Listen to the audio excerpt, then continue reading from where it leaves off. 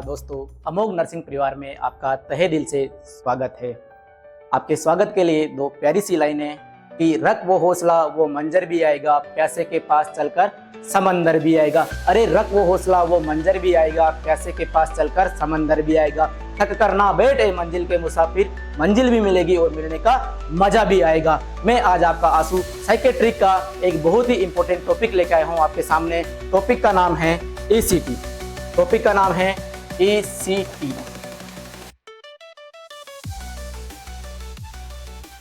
आज अपन ECT को detail में पढ़ने वाले हैं कि आखिरकार ECT क्या होती है, ECT को किसके द्वारा डिस्कवर किया गया है, ECT की टेक्निक्स क्या होती है, ECT के अंदर करंट कितना देते हैं, ECT के अंदर जो करंट का टाइम है वो कितना रखते हैं और प्लेसमेंट कहाँ करते हैं, इंडिकेशंस क्या होते हैं, कहाँ पे ECT अफेक्टिव नहीं होती है, कहाँ पे ECT के कॉन्ट्रा इंडिकेशन होते हैं और ECT के टाइप्स कितने होते हैं, ECT की मैकेनिज्म ऑफ एक्शन क्या होती है और ECT की कॉन्ट्रा इंडिकेशन क्या होते हैं, कॉम्प्लिकेशंस क्या होते हैं और ECT की बिफोर केयर नर्सिंग केयर क्या होती है, ड्यूरिंग नर्सिंग केयर क्या होती है और आफ्टर नर्सिंग केयर क्या होती है। तो आज अपन डिटेल में पढ़ने वाले हैं ECT के बारे में और ECT से एवरी एग्जाम में क्वेश्चंस आते रहते हैं। तो ध्यान से देखिएगा कि आखिरकार ECT क्या होती है।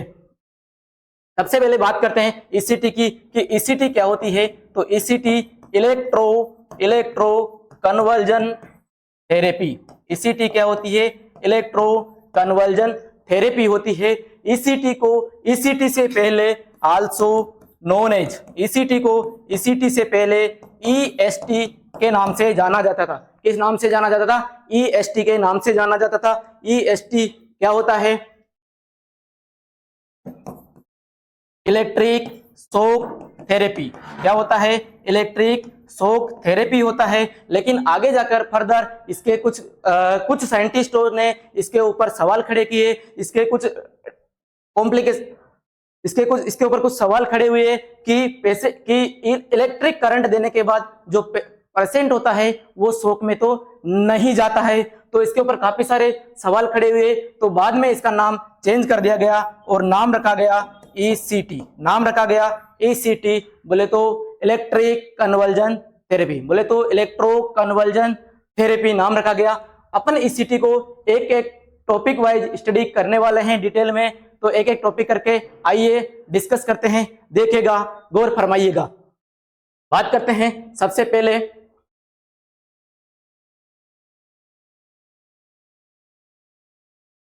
डिस्कवरी। सबसे पहले बात करते हैं डिस्कवरी की। The ECT was discovered by Hugo Cerletti and Lucio Bini. Hugo Cerletti and Lucio Bini नाम के दो साइंटिस्ट ने मिलकर ECT की डिस्कवरी की गई थी। अरे कब की गई थी? इन 1938 के अंदर। कब की गई थी? 1938 के अंदर। किस किस के द्वारा डिस्कवर किया गया है? ह्यूगो सर्लेटी एंड लुसिनो विनी के द्वारा। कब डिस्कवर की गई थी? 1938 के अंदर इसको डिस्कवर किया गया था। आगे बात करते हैं टेक्निक्स की कि आखिरकार कौन कौन सी टेक्निक्स है ECT की, कौन कौन सी टेक्निक्स के द्वारा ECT को दे सकते हैं। देखिएगा, ECT देने से पहले, किसी भी पेशेंट को ECT देने से पहले एक ECT टीम होती है। क्या होती है? एक ECT टीम होती है और उस ECT टीम के अंदर एक साइकेट्रिस्ट होता है, एक एनेस्थेटिक होता है, एक ट्रेंड नर्सिंग ऑफिसर होता है। तो 3 मेंबर की ECT टीम होती है। एक साइकेट्रिस्ट होता है, एक एनेस्थेटिक्स होता है और एक नर्सिंग ऑफिसर होता है। ये तीनों मिलकर किसी भी पेशेंट को ECT डिलीवर करते हैं, ECT देते हैं। तो बात करते हैं टेक्निक्स की कि कौन कौन सी टेक्निक्स होती है ECT की। देखिएगा, ECT देने से पहले पेशेंट को क्या रखते हैं? NBM रखते हैं। क्या रखते हैं? NBM रखते हैं। NBM कितने टाइम तक रखते हैं? 4 to 6 आवर के लिए। कितने टाइम के लिए? 4 to 6 आवर्स के लिए NBM रखते हैं। NBM बोले तो नथिंग बाय माउथ, या इसको NPO भी बोल सकते हैं, नथिंग पर ओरल रखते हैं। इसके बाद पेशेंट को एट्रोपिन सल्फेट दिया जाता है। इसके बाद पेशेंट को क्या दिया जाता है? एट्रोपिन सल्फेट दिया जाता है। एट्रोपिन सल्फेट देने के बाद पेशेंट को लगा दी जाती है क्या? ECT। क्या लगा दी जाती है? ECT लगा दी जाती है। इसे कहते हैं डायरेक्ट ECT। इसे क्या कहते हैं? डायरेक्ट, इसे कहते हैं डायरेक्ट ECT। कौन सी ECT कहते हैं? डायरेक्ट ECT कहते हैं। पेशेंट को NBM रखते हैं, NPO रखते हैं, कितने टाइम के लिए? 4 to 6 आवर्स के लिए। NBM क्यों रखते हैं? कि पेशेंट को किससे प्रिवेंट करने के लिए?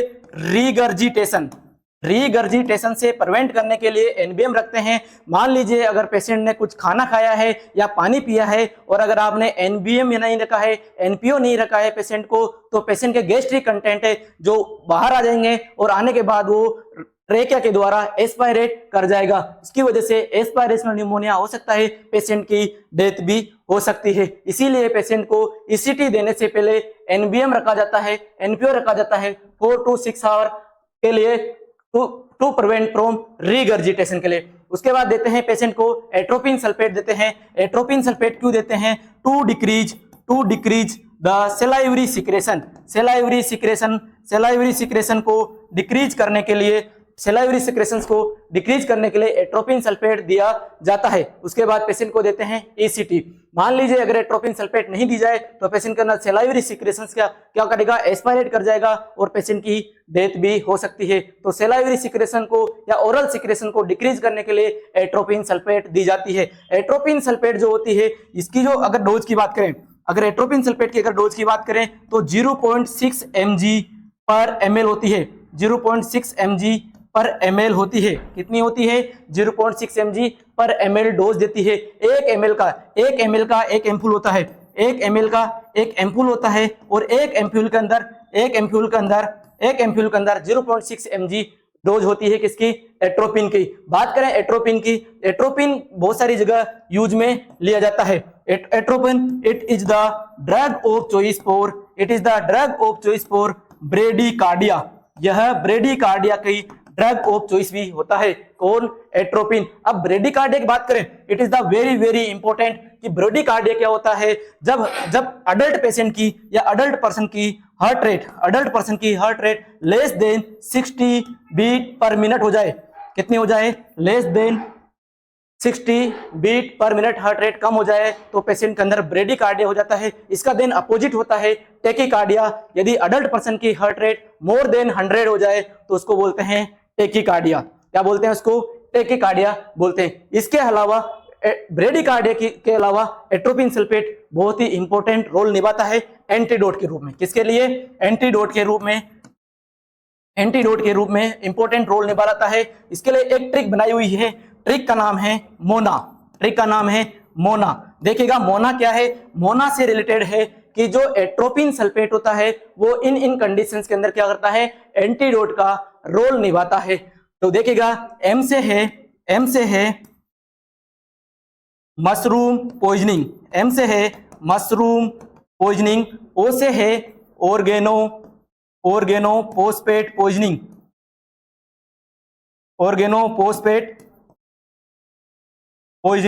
और N से है नियोस्टिगमाइन।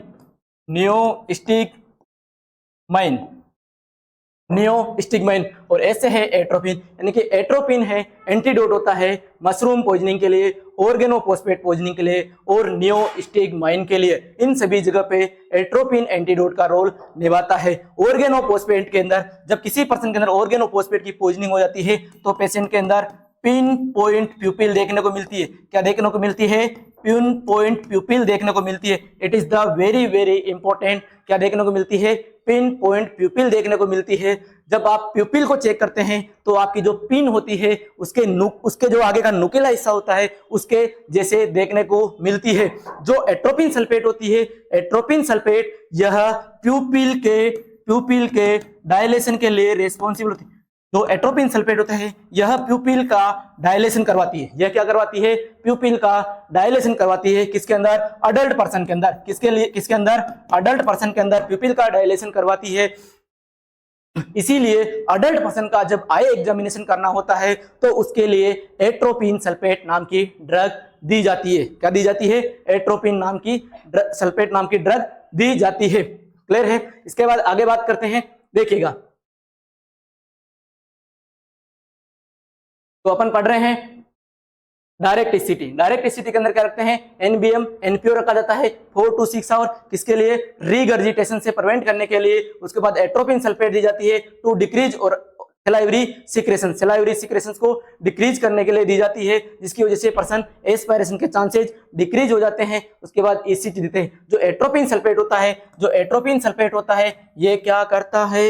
एट्रोपिन जो सल्फेट होता है क्या करता है? देखिएगा, यह सलाइवरी सिक्रेशंस को डिक्रीज कर देता है। इसकी जो डोज देते हैं 0.6 mg से 1 ml देते हैं। एक इसका जो एम्पूल होता है, 1 ml का एम्पूल आता है जिसके अंदर डोज आती है 0.6 mg। बात करें एट्रोपिन सल्फेट की, तो atropine sulphate drug of choice होती है। Atropine sulphate drug of choice होती है किसके लिए? ब्रेडिकार्डिया के लिए। It is the very very important कि the drug of choice of bradycardia is the atropine sulphate. Bradycardia क्या होती है? जब अडल्ट पर्सन की heart rate less than 60 beat per minute हो जाए तो उसे कहते हैं ब्रेडिकार्डिया। इसके अपोजिट जो होता है वो होता है टेकिकार्डिया। यदि heart rate more than 100 beat per minute हो जाए तो उसे कहते हैं क्या? टेकिकार्डिया। इसके अलावा जो एट्रोपिन सल्फेट होता है वो कुछ कंडीशंस के लिए एंटीडोट के लिए रेस्पॉन्सिबल होता है, जिसके अंदर एक ट्रिक है मोना से ट्रिक है कि जो एट्रोपिन सल्फेट है वो मशरूम पॉइजनिंग के लिए भी एंटीडोट का काम करता है, ऑर्गेनोफॉस्फेट पॉइजनिंग के लिए भी एंटीडोट का काम करता है, न्यूस्टिग्माइन के लिए भी एंटीडोट का काम करता है। ऑर्गेनोफॉस्फेट की पॉइजनिंग के अंदर जब पेशेंट के अंदर जो कॉमन साइन सिम्टम्स आते हैं, एक आता है पिन पॉइंट प्यूपिल और एक होता है ऑल वाइटल्स। एक होता है क्या? ऑल वाइटल्स क्या हो जाते हैं? ऑल वाइटल्स क्या हो जाते हैं? डिक्रीज हो जाते हैं। क्या हो जाते हैं? ऑल वाइटल्स डिक्रीज हो जाते हैं और पिन पॉइंट प्यूपिल देखने को मिलता है। जब पिन पॉइंट प्यूपिल देखने को मिल जाए तो अपन समझ सकते हैं कि इस पेशेंट के अंदर क्या हुआ है? ऑर्गेनोफॉस्फेट पॉइजनिंग हुआ है। इसके अलावा पिन पॉइंट प्यूपिल और कहां देखने को मिलता है? तो एक ट्रिक है इसके लिए, याद रखना पोंग। देखिएगा, इस कंडीशन के अंदर क्या देखने को मिलता है? पिन पॉइंट प्यूपिल देखने को मिलती है। पी से है पोन्स डैमेज हो गया। फिनोल पॉइजनिंग,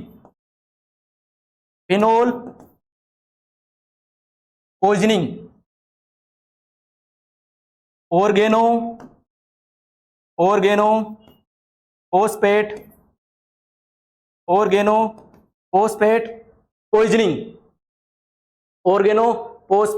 पॉइजनिंग एंड ओ से है ओपोइड्स टॉक्सिसिटी तो देखेगा pin point pupil in 4 conditions के अंदर देखने को मिलता है। या तो पोन्स डैमेज हुआ है, या फिर फिनोल की पॉइजनिंग हुई है, या ऑर्गेनोफॉस्फेट की पॉइजनिंग हुई है, या ओपोइड की टॉक्सिसिटी हुई है। इन कंडीशंस के अंदर पिन पॉइंट प्यूपिल देखने को मिलता है। आगे बात करते हैं,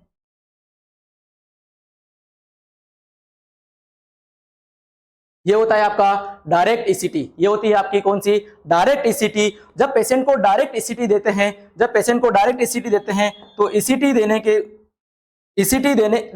देते हैं तो उसमें कुछ कॉम्प्लिकेशंस देखने को मिले। जब पेशेंट को बार-बार ईसीटी दी गई तो पेशेंटों के अंदर काफी सारे कॉम्प्लिकेशंस देखने को मिले। कॉम्प्लिकेशंस क्या देखने को मिले? पेशेंट के अंदर एंजाइटी देखने को मिली। एंजाइटी देखने को मिली। जब पेशेंटों को बार-बार ईसीटी देते हैं तो ईसीटी के अंदर कन्वर्जन आते हैं, जर्की मूवमेंट होता है बॉडी के अंदर, जिसकी वजह से पेशेंट के अंदर फ्रैक्चर देखने को मिले। फ्रैक्चर देखने को मिले। जब पेशेंट को करंट दिया जाता है ईसीटी के दौरान, जब करंट देते हैं तो करंट देने के दौरान ब्रेन में एक हाइपोक्सिया डेवलप हो जाता है। ब्रेन में क्या हो जाता है? हाइपोक्सिया डेवलप हो जाता है। हाइपोक्सिया डेवलप होने की वजह से पर्सन के अंदर क्या देखने को मिला? एमनेसिया देखने को मिला। एमनेसिया देखने को मिला। और जो एमनेसिया देखने को मिलता है वो देखने को मिलता है रेट्रोग्रेड एमनेसिया। क्या देखने को मिलता है? रेट्रोग्रेड एमनेसिया देखने को मिलता है। रेट्रोग्रेड एमनेसिया क्या होता है कि जो पर्सन्स होता है वो आफ्टर ट्रॉमा, एक्सीडेंट या सर्जरी के बाद में अपनी प्रीवियस मेमोरी को या अपनी पास्ट मेमोरी को फॉरगेट कर चुका होता है या कर देता है, that is the retrograde amnesia. तो पेशेंट के अंदर कॉम्प्लिकेशन देखने को मिला, एंजाइटी, फ्रैक्चर, हाइपोक्सिया देखने को मिला, जिसके अंदर क्या हुआ, उगो सरलेटी और लुसिनो विनी ने जो डायरेक्ट ईसीटी है उसके अंदर कुछ चेंजेस किए, उसके अंदर क्या किए, कुछ चेंजेस किए, कुछ मॉडिफिकेशन किए, और इन्होंने क्या किया, इन कॉम्प्लिकेशंस को प्रिवेंट करने के लिए जो डायरेक्ट ईसीटी है उसके अंदर कुछ मॉडिफिकेशन किए गए। देखिएगा पेशेंट को क्या रखा, वही NBM रखा, नथिंग बाय माउथ, कितने टाइम के लिए, 4 to 6 आवर्स के लिए। कितने टाइम्स के लिए?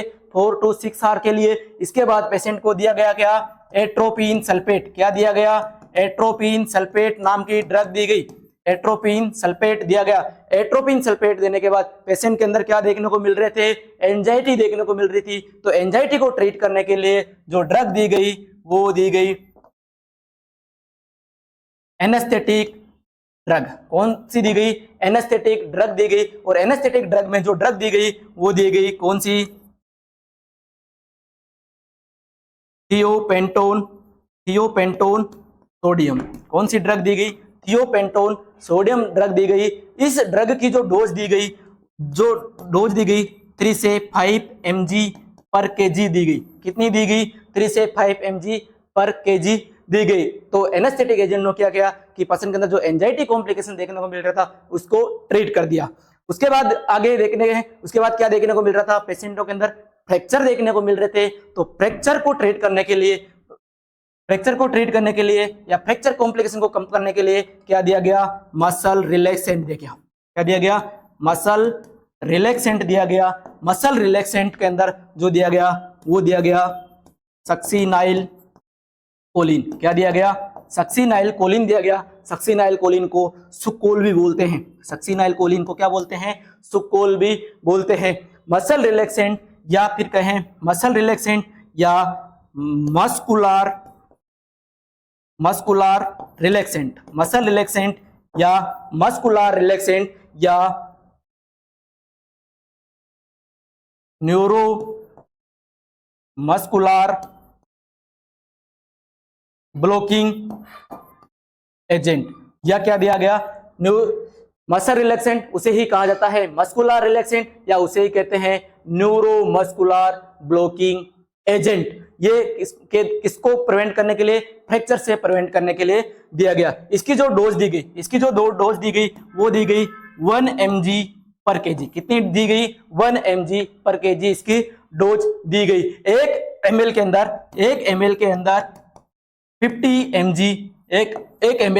50 mg सक्सीनाइल कोलिन आता है। और जो सक्सीनाइल कोलिन है इसको कहां पे, इंटूबेशन के दौरान भी यूज में लिया जाता है। तो मसल रिलैक्सेंट के द्वारा जो फ्रैक्चर देखने को मिल रहे थे उसको ट्रीट कर दिया गया, उसको क्या कर दिया, ट्रीट कर दिया गया। इसके बाद पेशेंट के अंदर क्या देखने को मिल रहा था, हाइपोक्सिया देखने को मिल रहा था। हाइपोक्सिया की वजह से क्या देखने को मिल रहा था, पर्सन के अंदर रेट्रोग्रेड एमनेसिया देखने को मिल रहा था। उस एमनेसिया को ट्रीट करने के लिए या उस हाइपोक्सिया को ट्रीट करने के लिए पेशेंट को क्या दी गई, ऑक्सीजन थेरेपी। क्या दी गई, ऑक्सीजन थेरेपी दी गई। और ऑक्सीजन थेरेपी अपन मोस्टली कैसे देते हैं ईसीटी वाले पर्सन को, या तो देते हैं किससे, नेजल कैनुला से, या तो नेजल कैनुला से देते हैं या बाय फेस मास्क देते हैं। नेजल कैनुला से देते हैं या बाय फेस मास्क देते हैं तो ब्रेन के अंदर जो हाइपोक्सिया हो रहा था वो ट्रीट हो जाएगा। हाइपोक्सिया ट्रीट हो जाएगा तो पेशेंट के अंदर रेट्रोग्रेड एमनेसिया देखने को नहीं मिलेगा। उसके बाद पर्सन को क्या दी गई, ईसीटी दी गई। उसके द्वारा पर्सन को क्या दी गई, ईसीटी दी गई। तो ये जो ड्रग है, ये जो ड्रग दी गई, इसके अंदर ड्रग चेंज किया। ये जो ईसीटी की टेक्निक से ये डायरेक्ट ईसीटी के अंदर कुछ चेंजेस किए गए, कुछ चेंजेस करके, कुछ मॉडिफाई करके दिया गया। इसीलिए इसे किस नाम से भी जानते हैं, मॉडिफाइड। इसीलिए इसे मॉडिफाइड ईसीटी के नाम से भी जानते हैं। इसीलिए इसे किस नाम से भी जानते हैं, मॉडिफाइड ईसीटी के नाम से भी जानते हैं। पहले जो ईसीटी दे रहे थे अपन एट्रोपिन सल्फेट लगा के डायरेक्ट ईसीटी दे रहे थे, इसलिए उसे नाम दिया गया था डायरेक्ट ईसीटी। लेकिन अपन यहाँ पे जो ईसीटी दे रहे हैं डायरेक्ट ना देकर बहुत सारे ड्रग्स का यूज लेते हैं, atropine sulphate, anaesthetic agent, muscle relaxant, तो इसीलिए इसे एक और नाम से जाना जाने लगा, indirect ECT.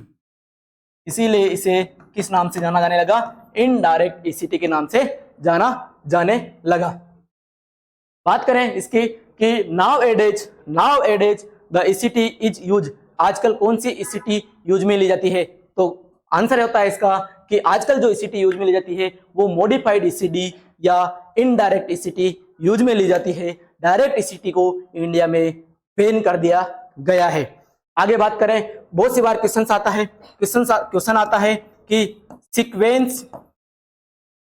Sequence of drug of ECT, question आता है sequence of drug of ECT कि ईसीटी की जो ड्रग होती है उसकी सीक्वेंस क्या होती है। तो देखेगा उसकी सीक्वेंस क्या होती है कि पेशेंट को पहले तो अपन क्या लगाते हैं, पेशेंट को अपन पहले तो क्या लगा रहे हैं, एट्रोपिन सल्फेट लगाते हैं।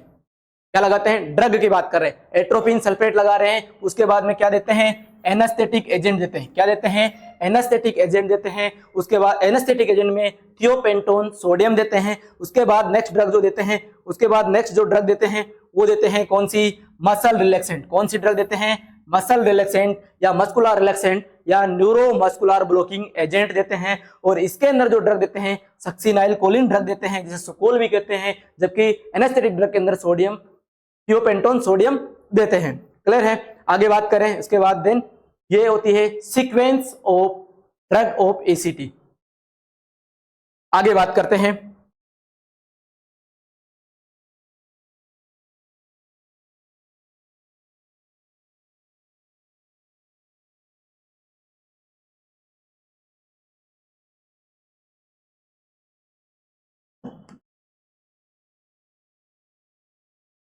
Current of ECT.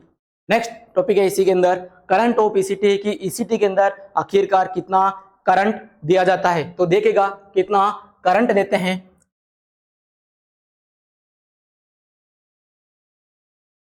70 से 130 वोल्ट दिया जाता है। कितना दिया जाता है, 70 से 130 वोल्ट दिया जाता है। अगर एवरेज बात करें तो 110 वोल्ट करंट दिया जाता है। कितना जाता है, एवरेज 110 वोल्ट करंट दिया जाता है। अगर ये तो हो गई वोल्ट के अंदर बात, अगर यही आ जाए कि एम्पियर में पूछ ले जाए कि एम्पियर में कितना देते हैं, तो एम्पियर में देते हैं 200 से 1600 मिली एम्पियर करंट देते हैं। 200 से 1600 मिली एम्पियर करंट देते हैं। और इसके अंदर भी एवरेज बात की जाए तो एवरेज देते हैं 800 मिली एम्पियर देते हैं। कितना देते हैं, 800 मिली एम्पियर करंट देते हैं। तो ये होता है करंट। तो करंट कितना देते हैं, याद रखिएगा क्वेश्चन आता है काफी बार कि 70 से 130 वोल्ट दिया जाता है। एवरेज बात की जाए तो 110 वोल्ट देते हैं। बात करें मिली एम्पियर के अंदर तो 200 से 1600 मिली एम्पियर करंट देते हैं। एवरेज बात की जाए तो 800 मिली एम्पियर करंट दिया जाता है। आखिरकार ये जो करंट देते हैं ईसीटी के अंदर ये कितने टाइम के लिए देते हैं, तो बात करें टाइम ऑफ ईसीटी। ईसीटी का जो टाइम है या बोले तो ड्यूरेशन है वो कितने टाइम के लिए देते हैं, कितने टाइम के लिए ईसीटी देते हैं। तो देखिएगा इसका जो टाइम होता है वो टाइम देते हैं 0.5 से 1 सेकंड के लिए। कितना देते हैं, 0.5 से 1 सेकंड देते हैं। काफी बार क्वेश्चन आया है एग्जाम में। तो जो टाइम ड्यूरेशन होता है कितना होता है, 0.5 से 1 सेकंड होता है। अगर एवरेजली बात करें तो 0.6 सेकंड इसका एवरेज होता है। 0.6 सेकंड एवरेज होता है। तो 0.6 सेकंड के लिए ईसीटी दी जाती है। बात करें, ये तो गया टाइम ऑफ ईसीटी या ड्यूरेशन ऑफ ईसीटी की। बात करें कि आखिरकार जो ईसीटी देते हैं वो कैसे देते हैं, कहां पे देते हैं, तो प्लेसमेंट ऑफ इलेक्ट्रोड्स, यानी कि जो इलेक्ट्रोड्स होते हैं उनका प्लेसमेंट कहां पे करते हैं, प्लेसमेंट ऑफ इलेक्ट्रोड्स, उसका प्लेसमेंट कहां पे करते हैं। देखेगा कहां करते हैं,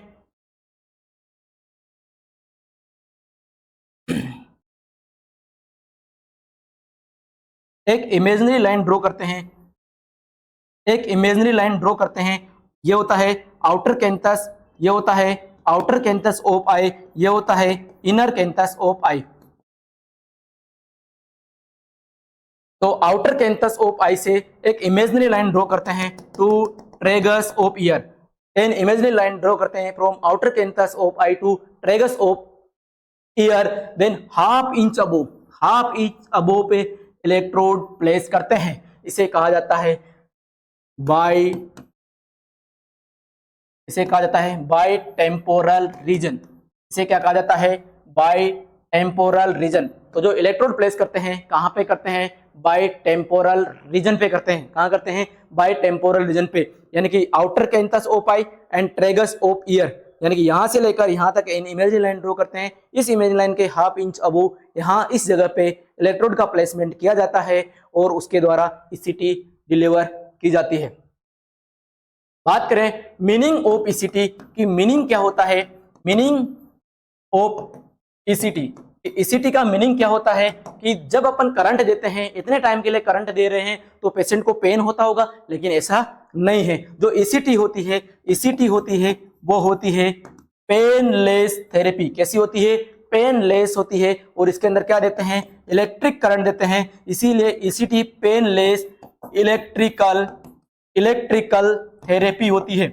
इलेक्ट्रिकल या कहे तो इलेक्ट्रिकल या मैकेनिकल थेरेपी या मेडिकल थेरेपी। जो ईसीटी होती है ये पेनलेस होती है, इलेक्ट्रिकल थेरेपी होती है, या मेडिकल थेरेपी भी कह सकते हैं, या मेडिकल थेरेपी भी कहते हैं। इसके द्वारा क्या करते हैं? इलेक्ट्रिक करंट पास किया जाता है। इलेक्ट्रिक करंट क्या कहता है? पास किया जाता है। किसके माध्यम से? इलेक्ट्रोड के माध्यम से। इलेक्ट्रोड्स के माध्यम से इलेक्ट्रिक करंट पास किया जाता है और उसके अंदर टू प्रोड्यूस सीजर। उसके अंदर क्या करते हैं? करंट पास कर पेशेंट के अंदर सीजर्स प्रोड्यूस किए जाते हैं। जो सीजर प्रोड्यूस किए जाते हैं वो सीजर है टोनिक क्लोनिक सीजर प्रोड्यूस करते हैं। कौन से सीजर्स प्रोड्यूस करते हैं? टोनिक क्लोनिक सीजर प्रोड्यूस किए जाते हैं। टोनिक क्लोनिक सीजर्स को कंबाइनली रूप से आल्सो नोन एज कहा जाता है, ग्रांड मल सीजर। क्या कहा जाता है? ग्रांड मल सीजर कहा जाता है। ग्रांड मल सीजर क्या होते हैं? टोनिक क्लोनिक सीजर को कंबाइनली रूप से ग्रांड मल सीजर कहा जाता है। जो ग्रांड मल सीजर होते हैं, देखिएगा क्या होते हैं, इसकी फेजेज होती है। कौन कौन सी फेजेज होती है? Aura phase, tonic phase, clonic phase और पोस्ट रिकवरी फेज या रिकवरी फेज। ओरा फेज के अंदर ओल्फैक्टरी हेलुसिनेशन देखने को मिलता है। टोनिक फेज के अंदर मस्कुलर कॉन्ट्रैक्शन देखने को मिलता है, जबकि क्लोनिक फेज के अंदर जर्की मूवमेंट देखने को मिलते हैं। और पोस्ट रिकवरी फेज के अंदर पेशेंट क्या करते हैं? रिकवर करता है। इसे रिकवरी फेज भी कहा जाता है। तो जो टोनिक क्लोनिक फेज है इसको कंबाइनली रूप से कहा जाता है क्या? ग्रांड मल सीजर। क्या कहा जाता है? ग्रांड मल सीजर्स कहा जाता है। क्लियर है? तो देखिएगा अपन क्या देखिएगा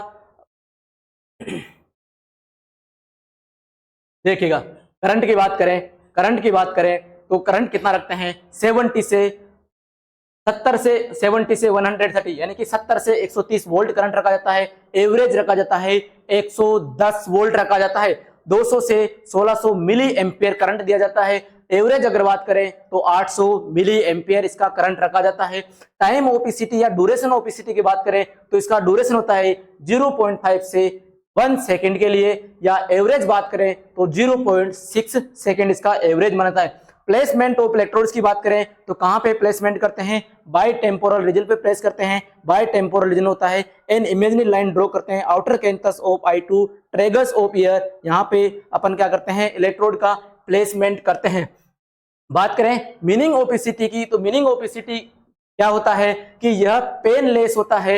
इलेक्ट्रिकल थेरेपी होती है, मैकेनिकल थेरेपी भी अपन कह सकते हैं, मेडिकल थेरेपी भी अपन कह सकते हैं। तो यह पेनलेस इलेक्ट्रिकल या मैकेनिकल या मेडिकल थेरेपी होती है in which electric current has been flowed through electrodes, electrodes के द्वारा इलेक्ट्रिक करंट पास किया जाता है, जिसकी वजह से प्रोड्यूस सीजर प्रोड्यूस किए जाते हैं, और जो सीजर प्रोड्यूस किए जाते हैं वो टोनिक क्लोनिक सीजर प्रोड्यूस किए जाते हैं।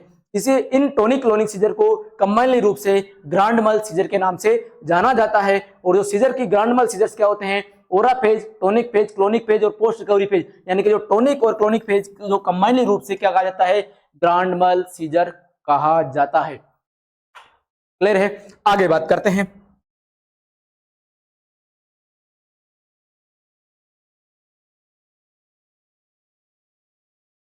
आगे बात करते हैं नंबर ऑफ ईसीटी। आगे बात करते हैं नंबर ऑफ ईसीटी। ईसीटी के कितने नंबर्स दी जाते हैं, टोटल ईसीटी कितनी दी जा सकती है। तो बात करें टोटल ईसीटी की, 6 से लेकर 12 टोटल ईसीटी, 6 से लेकर 12 ईसीटी दी जा सकती है किसी भी पर्सन को। लेकिन अगर इन कंडीशन में ज्यादा ईसीटी देने की जरूरत पड़े तो अपन दे सकते हैं। तो इसको अप टू 25, 6 से 12 ईसीटी नॉर्मल देते हैं, लेकिन अप टू 25 तक दे सकते हैं। तो बात करें नंबर ऑफ ईसीटी की तो कितनी देते हैं, 6 to 12 ईसीटी की देते हैं। बात करें फ्रीक्वेंसी की, बात करते हैं फ्रीक्वेंसी की। फ्रीक्वेंसी क्या, कितनी फ्रीक्वेंसी देते हैं, तो फ्रीक्वेंसी की बात करें तो 3 ECT, 3 ECT in a week, एक वीक के अंदर क्या देते हैं, 3 ईसीटी देते हैं। एक वीक के अंदर कितनी ईसीटी देते हैं, 3 ईसीटी देते हैं। आगे बात करते हैं कि कौन कौन सी कंडीशंस होती है जहां पे अपन ईसीटी दे सकते हैं। देखिएगा indication of ECT, indication of ECT कि कहां कहां पे अपन ईसीटी दे सकते हैं, कौन कौन सी ऐसी कंडीशन है जहां पे अपन ईसीटी देते हैं। तो देखिएगा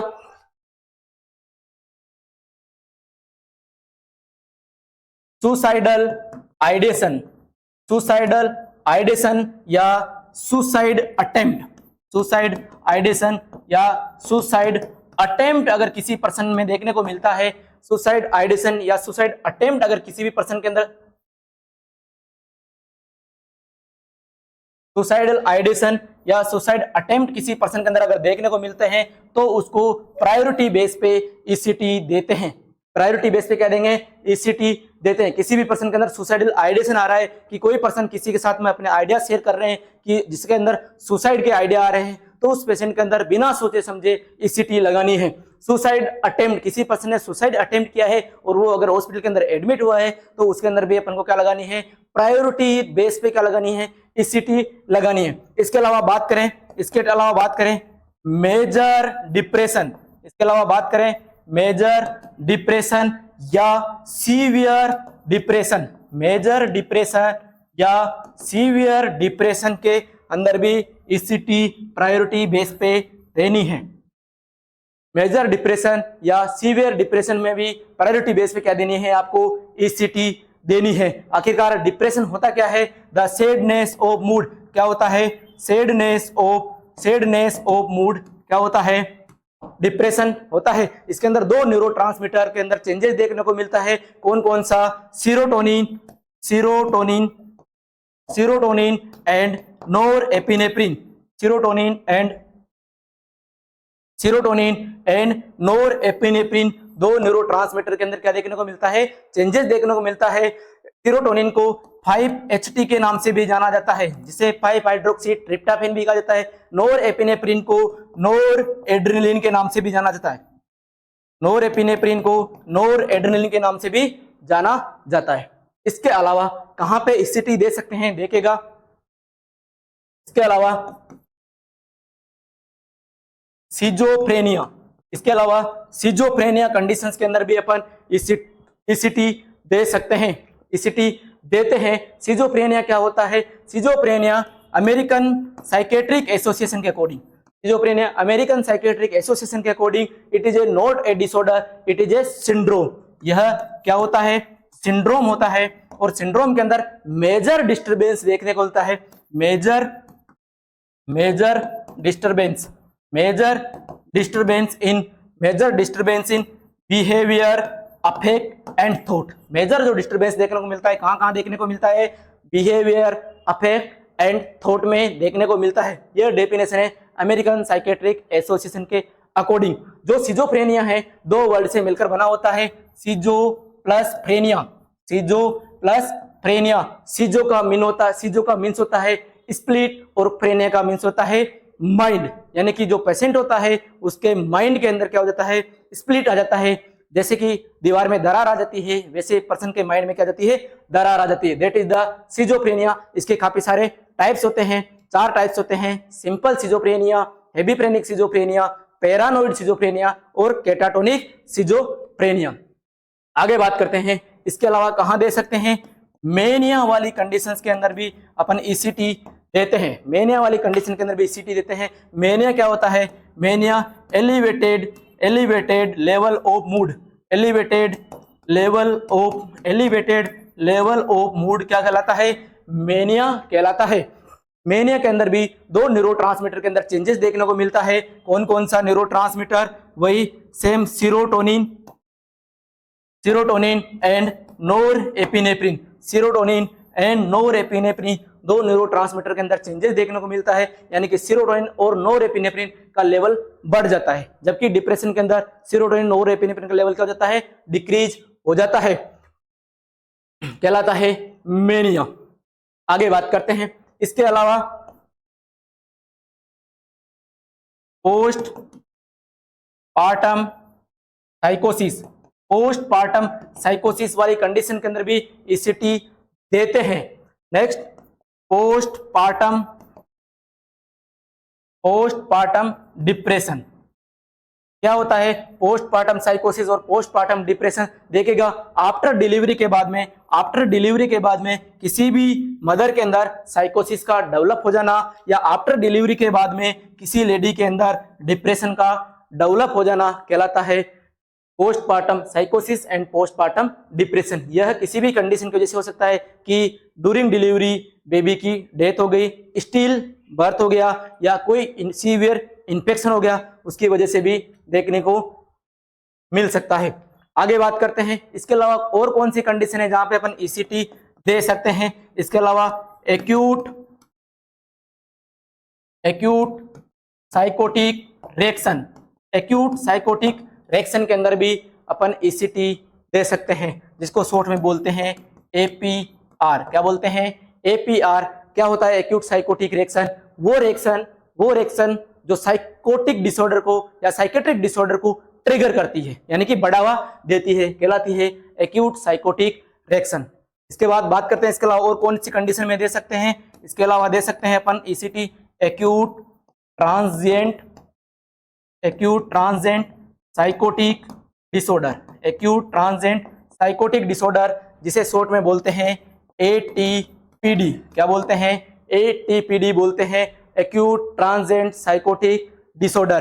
क्या होते हैं एक्यूट ट्रांजिएंट साइकोटिक डिसऑर्डर? वो डिसऑर्डर सडन ऑनसेट हो जाते हैं, विद इन 2 वीक के अंदर अगर ऑनसेट हो जाते हैं तो कहलाते हैं एक्यूट ट्रांजिएंट साइकोटिक डिसऑर्डर। इसके अलावा और कहां पे ईसीटी दे सकते हैं? ईसीटी कहां दे सकते हैं? इसके अलावा बहुत सारे पर्सन्स के अंदर एंटी डिप्रेसेंट ड्रग जब अफेक्ट नहीं करती है तो उस केस में भी अपन ईसीटी देते हैं। बहुत सारी कंडीशन के अंदर एंटीमेनिक जो ड्रग होती है, मेनिया वाले पेशेंट के अंदर अगर एंटीमेनिक ड्रग रजिस्टर हो गई है तो उस कंडीशन में भी अपन ईसीटी देते हैं। साइकोटिक ड्रग भी रजिस्टर हो गई है तो उस कंडीशन में भी अपन ईसीटी देते हैं। तो ये होते हैं कंप्लीट इंडिकेशन ऑफ ईसीटी। देखेगा इंडिकेशंस कौन कौन से होते हैं और कौन कौन सी कंडीशन में अपन ईसीटी देते हैं। ये जो आपके सामने इंडिकेशन दिए हुए हैं ये एज प्रायोरिटी बेसिस पे दिए गए हैं। अगर इनमें से चारों ऑप्शन एक ही क्वेश्चन में आते हैं तो जो पहले लिखा हुआ है वो पहले उसका आंसर मोर प्रायोरिटी पे आंसर जाएगा। जैसे इसी बात करें इंडिकेशन ऑफ ईसीटी के अंदर तो सुसाइडल आइडेशन या सुसाइड अटेम्प्ट पर प्रायोरिटी बेस पे अपन ईसीटी देते हैं। इसके अलावा मेजर डिप्रेशन या सीवियर डिप्रेशन में भी अपन सेकंड प्रायोरिटी पे अपन इसको ईसीटी देते हैं। डिप्रेशन क्या होता है? सैडनेस ऑफ मूड, यानी कि मूड क्या हो गया? सैडनेस हो गया, जिसके अंदर डिप्रेशन के अंदर सीरोटोनिन और नोरेपिनेफ्रिन का लेवल क्या हो जाता है? डिक्रीज हो जाता है, कहलाता है डिप्रेशन। उस कंडीशन में भी अपन ईसीटी देते हैं। नेक्स्ट है सिजोफ्रेनिया के अंदर भी अपन ईसीटी देते हैं। सिजोफ्रेनिया क्या होता है? सिजोफ्रेनिया दो वर्ड से मिलकर बना है, सिजो प्लस फ्रेनिया। सिजो का मीन्स है स्प्लिट और फ्रेनिया का मीन्स है माइंड, यानी कि स्प्लिट इन माइंड, माइंड के अंदर स्प्लिट आ गई है, यानी कि माइंड में दरार आ गई, ठीक वैसे जैसे दीवार में दरार आती है। तो schizophrenia not a disorder, it is a syndrome. ये क्या होता है? सिंड्रोम होता है, और इसके अंदर मेजर डिस्टर्बेंस देखने को मिलता है। कहां पे? Behaviour, affect and thought. Behaviour, affect and thought के अंदर देखने को मिलता है। तो इन तीन कंडीशंस के अंदर डिस्टर्बेंस देखने को मिलता है, कहलाता है सिजोफ्रेनिया। सिजोफ्रेनिया चार टाइप का होता है, कौन कौन सा? Simple schizophrenia, hebephrenic schizophrenia, paranoid schizophrenia and catatonic schizophrenia. Simple schizophrenia में क्या होता है? पर्सन क्या होता है? सोशली विड्रोल बिहेवियर शो करता है। सिंपल सिजोफ्रेनिया में patient socially withdrawal behaviour show करता है। हेबीफ्रेनिक सिजोफ्रेनिया में पेशेंट रिग्रेसिव बिहेवियर शो करता है, like a childish behaviour show करता है। पैरानोइड सिजोफ्रेनिया के अंदर delusion of persecution most marked symptom होता है पैरानोइड सिजोफ्रेनिया के अंदर। नेक्स्ट है कैटाटोनिक सिजोफ्रेनिया के अंदर, इसके अंदर दो फॉर्म देखने को मिलती है, catatonic stupor and catatonic excitement. Catatonic stupor के अंदर पेशेंट म्यूट एंड मोशनलेस होता है, जबकि कैटाटोनिक एक्साइटमेंट के अंदर एग्रेसिव और वायलेंट हो जाता है पेशेंट। नेक्स्ट है मेनिया वाली कंडीशन के अंदर भी ईसीटी देते हैं। मेनिया क्या होता है? एलिवेटेड लेवल ऑफ मूड, यानी कि इसके अंदर क्या होता है? सीरोटोनिन और नोरेपिनेफ्रिन का लेवल बढ़ जाता है, जिसकी वजह से पर्सन का लेवल, मूड का लेवल बढ़ जाता है, मेनिया कहलाता है। यह मूड डिसऑर्डर होता है। आगे बात करें पोस्टपार्टम साइकोसिस के अंदर भी देखने को, पोस्टपार्टम साइकोसिस के अंदर भी ईसीटी देते हैं, यानी कि पोस्टपार्टम साइकोसिस क्या होता है? आफ्टर डिलीवरी के बाद किसी भी मदर के अंदर साइकोसिस का डेवलप हो जाना। पोस्टपार्टम डिप्रेशन में भी ईसीटी देते हैं। आफ्टर डिलीवरी के बाद में जो मदर होती है उसके अंदर डिप्रेशन का डेवलपमेंट हो जाना। एक्यूट साइकोटिक रिएक्शन एपीआर, जिसको शॉर्ट में बोलते हैं, यानी कि वो रिएक्शन जो साइकोटिक डिसऑर्डर को ट्रिगर करती है, एक्यूट साइकोटिक रिएक्शन कहलाती है। इसमें भी अपन ईसीटी देते हैं। Acute transient psychotic disorder ATPD, sudden onset of psychotic disorder with in 2 week कहलाता है एटीपीडी कहलाता है। ये होता है इंडिकेशंस। ये क्या होते हैं? इंडिकेशंस। इन कंडीशन के अंदर अपन ईसीटी देते हैं। क्लियर है? आगे बात करें कि इन कंडीशन के अंदर तो ईसीटी देते हैं, ऐसी कौन सी कंडीशन है जहां पे ईसीटी दे सकते हैं लेकिन इफेक्टिव नहीं होती है? तो देखिएगा, ECT is not effective. ECT is not effective in कौन कौन सी कंडीशन है जहां पे ECT इफेक्टिव नहीं होती है? देखिएगा, न्यूरोटिक डिसऑर्डर। न्यूरोटिक डिसऑर्डर के अंदर ECT इफेक्टिव नहीं होती है। न्यूरोटिक डिसऑर्डर कौन कौन से होते हैं? याद रखिएगा, एक ट्रिक है पोवा। पोवा से याद रखिएगा कि कौन कौन से न्यूरोटिक डिसऑर्डर होते हैं। न्यूरोटिक डिसऑर्डर होते हैं 4। कौन कौन सा? फोबिया, ओसियन या OCD, hysteria, then anxiety neurosis, then anxiety neurosis. Neurotic disorder के अंदर, इन सभी डिसऑर्डर के अंदर ECT इफेक्टिव नहीं होती है। इसके अलावा बात करें पसाद। पसाद, पसाद बोले तो psycho active substance abuse disorder. Psycho active substance abuse disorder वाली कंडीशन के अंदर भी ECT इफेक्टिव नहीं होती है। Psycho active substance abuse disorder की अगर बात करें कि कौन कौन से होते हैं, तो जो नार्कोटिक्स होते हैं वो भी इसी के अंदर आते हैं। जो हेलुसिनेटरी ड्रग होती है वो भी इसी में आती है। जो स्टिमुलेंट्स होते हैं वो भी इसी के अंदर आते हैं। और जो सिडेटिव और एंजाइटिस होते हैं वो भी पसाद के अंदर आते हैं। और एल्कोहलिज्म वाली जो कंडीशंस है वो भी किसके अंदर आती है? पसाद के अंदर आती है। आगे बात करें, डिलीरियम के अंदर भी ECT इफेक्टिव नहीं होती है। डिलीरियम क्या होता है? डिलीरियम क्या होता है? It is the disorder of organic साइकोसिस, या ऑर्गेनिक साइकोसिस का डिसऑर्डर होता है। और इसके अंदर देखने को मिलता है क्लाउडेड कॉन्शियसनेस। क्या देखने को मिलता है? क्लाउडेड कॉन्शियसनेस देखने को मिलता है। Next, dementia. डिमेंशिया वाली कंडीशन में भी ईसीटी अफेक्टिव नहीं होती है। डिमेंशिया क्या होता है? It is the disorder of organic साइकोसिस, या ऑर्गेनिक साइकोसिस का डिसऑर्डर होता है। Major disturbance in memory, memory के अंदर मेजर डिस्टरबेंस देखने को मिलता है। और मोस्ट कॉमन जो डिमेंशिया देखने को मिलता है, most common type of dementia जो होता है वो होता है कौन सा? Alzheimer dementia. कौन सा होता है? Alzheimer dementia. एल्जाइमर डिमेंशिया को सेनाइल डिमेंशिया के नाम से भी जाना जाता है।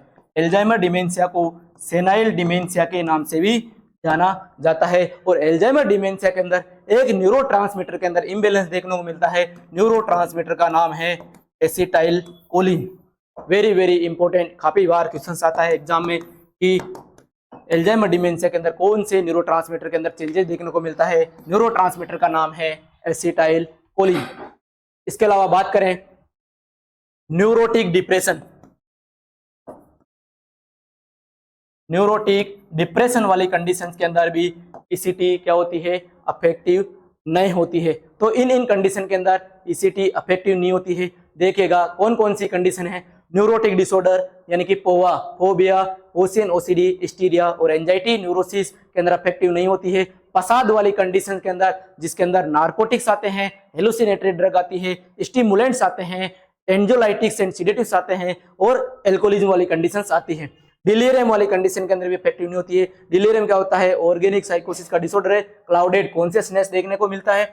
डिमेंशिया वाली कंडीशन के अंदर भी इफेक्टिव नहीं होती है, यानी कि मेमोरी के अंदर डिस्टर्बेंस देखने को मिलता है। मोस्ट कॉमन टाइप ऑफ जो डिमेंशिया होता है एल्जाइमर डिमेंशिया। और एल्जाइमर डिमेंशिया को सेनाइल डिमेंशिया के नाम से भी जाना जाता है। और एल्जाइमर डिमेंशिया के अंदर मेजरली जो न्यूरोट्रांसमीटर के अंदर इंबैलेंस देखने को मिलता है वो न्यूरोट्रांसमीटर है एसिटाइल कोलिन। कौन सा है? एसिटाइल कोलिन होता है। इसके अलावा न्यूरोटिक डिप्रेशन के अंदर भी ईसीटी अफेक्टिव नहीं होती है। आगे बात करते हैं कि इन जगह पे तो ईसीटी अफेक्टिव नहीं होती है। कुछ कंडीशंस ऐसी होती है जहां पे ईसीटी बिल्कुल भी नहीं हो देते हैं, यानी कि ईसीटी के कॉन्ट्राइंडिकेशन। तो नेक्स्ट टॉपिक है contraindication of ECT. Contraindication of ECT. देखिएगा कॉन्ट्राइंडिकेशन ऑफ ईसीटी, क्या क्या कॉन्ट्राइंडिकेशंस होते हैं। कॉन्ट्राइंडिकेशन का मतलब है कि इन कंडीशन के अंदर आपको ईसीटी नहीं देनी है। तो कॉन्ट्राइंडिकेशंस, दो टाइप्स के कॉन्ट्राइंडिकेशंस होते हैं।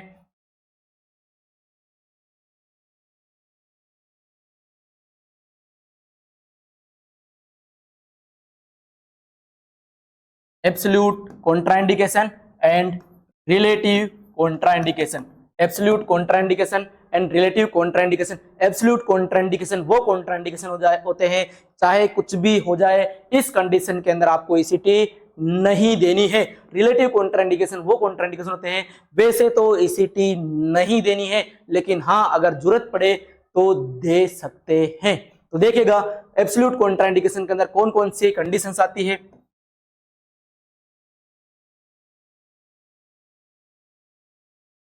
Increase ICP intracranial pressure. Person के अंदर क्या होता है? इंक्रीज आईसीपी अगर बढ़ा हुआ है तो इस कंडीशन के अंदर आप बिल्कुल भी ईसीटी नहीं देते हैं। और आईसीपी किन किन कंडीशन के अंदर बढ़ सकता है? इंट्राक्रेनियल हेमरेज,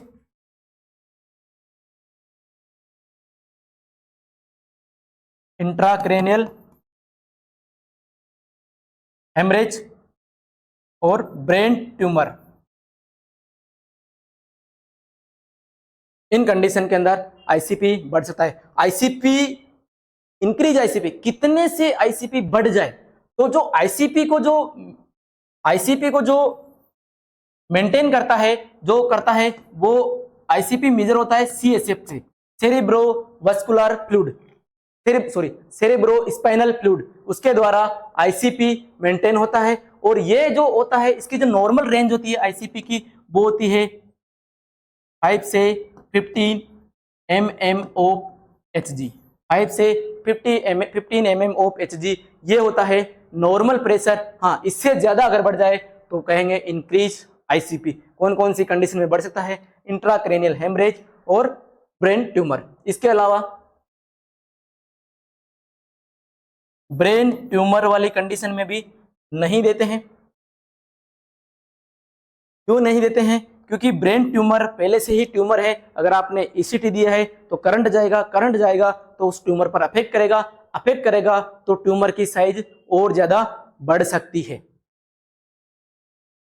इसके अलावा आर्टिफिशियल पेस मेकर भी कॉन्ट्राइंडिकेशन होता है कि इस आर्टिफिशियल पेस मेकर के द्वारा पेशेंट की हार्ट रेट को मेंटेन किया जाता है।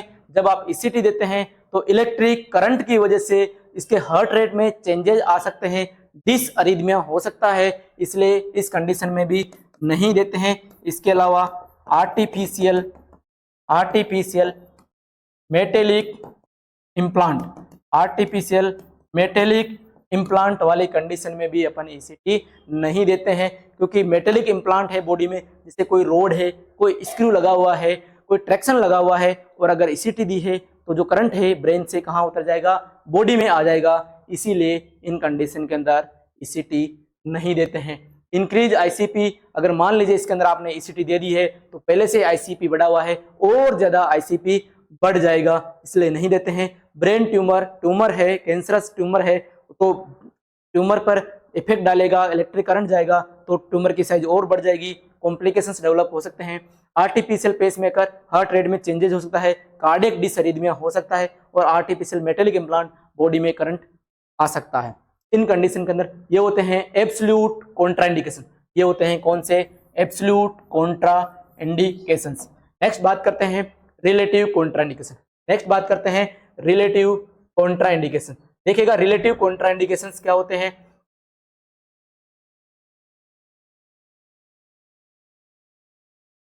Child less then 40 years, 14 year से कम वाले बच्चों में नहीं देते हैं, क्योंकि ये इनके जो न्यूरॉन्स है इतने मैच्योर नहीं होते हैं और बच्चा इमेच्योर होता है, इस वजह से इसके अंदर नहीं देते हैं। इसके अलावा प्रेगनेंसी वाली कंडीशन में नहीं देते हैं, क्योंकि जो एमनियोटिक फ्लूइड है उसके अंदर उसके अमाउंट में चेंजेस आ सकता है, उसके टेम्परेचर में चेंजेस आ सकता है, इसलिए प्रेगनेंसी वाली कंडीशन में नहीं देते हैं। पेशेंट को मायोकार्डियल इंफार्क्शन है, उस कंडीशन में भी नहीं देते हैं, क्योंकि अगर एमआई वाली कंडीशन में दे दिया है तो पेशेंट को कार्डियक डिसअरिथमिया हो सकता है, इसलिए नहीं देते हैं। पेशेंट को करंट में सीजर आ रहे हैं, उस कंडीशंस में भी नहीं देते हैं और सीजर को प्रोवोक करेगा। इसके अलावा फ्रैक्चर वाली कंडीशन में भी नहीं देते हैं, क्योंकि फ्रैक्चर हुआ है, ईसीटी दिया है, तो ईसीटी के दौरान बॉडी में जर्की मूवमेंट आते हैं, जिसकी वजह से और भी फर्दर फ्रैक्चर हो सकता है। और नेक्स्ट कंडीशन है ग्लूकोमा वाले कंडीशंस में भी नहीं देते हैं। देखिएगा ग्लूकोमा वाले कंडीशंस में क्यों नहीं देते हैं? ग्लूकोमा है जो इंक्रीज इंट्राओकुलर प्रेशर। ग्लूकोमा क्या होता है? Increase intraocular pressure. ये जो प्रेशर है ये मेंटेन किसके द्वारा मेंटेन होता है? एक्वस ह्यूमर के द्वारा। किसके द्वारा? एक्वस ह्यूमर के द्वारा मेंटेन होता है। और नॉर्मल जो इंट्राओकुलर प्रेशर होता है वो होता है 10 से 21 mm of Hg। Very very important. तो ग्लूकोमा के अंदर आईओपी बढ़ जाता है। आईओपी बढ़ने की वजह से कितने से? 10 से 21 mm ऑफ Hg तो नॉर्मल होता है, इससे ज्यादा अगर बढ़ जाता है तो कहेंगे ग्लूकोमा। क्या कहेंगे? ग्लूकोमा वाली कंडीशंस कहेंगे। तो जब पेशेंट के अंदर आईओपी बढ़ेगा तो पर्सन के अंदर आईसीपी भी बढ़ेगा। बाद में पर्सन के अंदर क्या होगा? आईसीपी बढ़ जाएगा। तो देन इंक्रीज आईसीपी में अपन नहीं देते हैं। तो ये होते हैं कॉन्ट्रा इंडिकेशन ऑफ ईसीटी। तो एब्सोल्यूट कॉन्ट्रा इंडिकेशन और रिलेटिव कॉन्ट्रा इंडिकेशंस। आगे बात करते हैं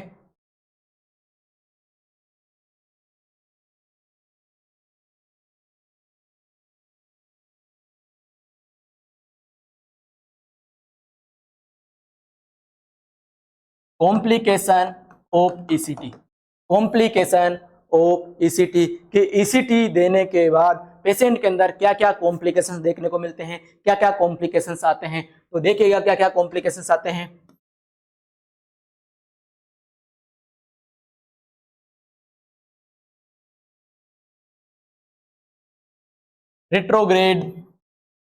रिट्रोग्रेड एमनेसिया या कंफ्यूजन, रिट्रोग्रेड एमनेसिया या कंफ्यूजन देखने को मिलता है। रिट्रोग्रेड एमनेसिया क्या होता है?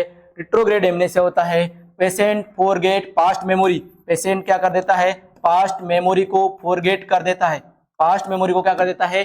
फॉरगेट कर देता है, कहलाता है retrograde amnesia. It is the most common complication of ECT, it is the most common complication of obesity, it is the very important, काफी बार एग्जाम में क्वेश्चन आ चुका है। तो रेट्रोग्रेड एमनेसिया होता है मोस्ट कॉमन कॉम्प्लिकेशन होता है किसका? ईसीटी का। नेक्स्ट कॉम्प्लिकेशन है, नेक्स्ट कॉम्प्लिकेशन है फ्रैक्चर, नेक्स्ट कॉम्प्लिकेशन है, नेक्स्ट कॉम्प्लिकेशन है फ्रैक्चर। पेशेंट के अंदर फ्रैक्चर्स देखने को मिलते हैं। इसके अलावा पेशेंट के अंदर हेडेक देखने को मिलता है। इसके अलावा डिसलोकेशन ऑफ जा, डिसलोकेशन ऑफ जा, और जो जा है वो डिसलोकेशन हो जाता है, उसमें भी कौन सा? लोअर जा। कौन सा जा? लोअर जा, लोअर जा डिसलोकेट हो जाता है। इसके अलावा देखने को मिलता है रेस्पिरेटरी डिस्ट्रेस, इसके अलावा देखने को मिलता है रेस्पिरेटरी डिस्ट्रेस, रेस्पिरेटरी डिस्ट्रेस देखने को मिलता है क्योंकि अपन मसल रिलैक्सेंट यूज करते हैं, जिसकी वजह से जो आपकी प्राइमरी रेस्पॉन्सिबल मसल होती है रेस्पिरेशन के लिए वो होती है कौन सा? डायफ्राम। कौन सा होता है?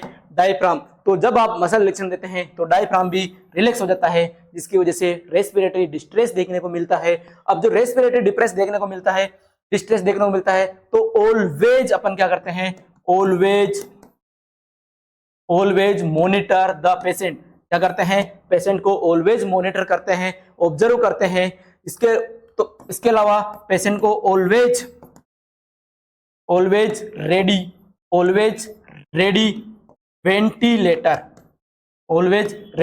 Ventilator beside the patient, patient के साइड में ऑलवेज वेंटिलेटर रेडी रखते हैं। तो ये होते हैं कॉम्प्लिकेशन ऑफ ईसीटी। तो मोस्ट कॉमन कॉम्प्लिकेशन क्या होता है? रिट्रोग्रेड एमनेसिया या कंफ्यूजन होता है। इसके अलावा फ्रैक्चर देखने को मिलते हैं, हेडेक देखने को मिलता है, डिसलोकेशन ऑफ जा देखने को मिलता है, इसमें भी स्पेशली लोअर जा, रेस्पिरेटरी डिस्ट्रेस देखने को मिलता है, ऑलवेज मॉनिटर करते हैं पेशेंट को क्लोजली, देन रेडी रखते हैं वेंटिलेटर बिसाइड द पेशेंट। आगे बात करते हैं, ये हो गया आपके कॉम्प्लिकेशन ऑफ ईसीटी। देन बात करते हैं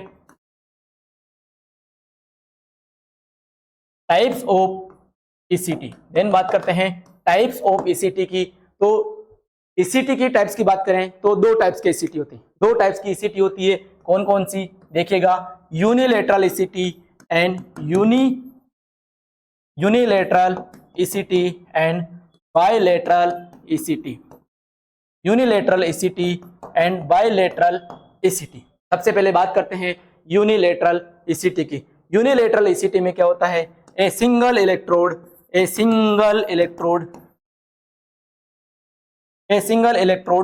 प्लेस करते हैं, सिंगल इलेक्ट्रोड प्लेस करते हैं non dominant area of brain के नॉन डोमिनेंट एरिया पर इलेक्ट्रोड प्लेस करते हैं। जबकि बायटेम्पोरल जो ईसीटी होती है इसके also known as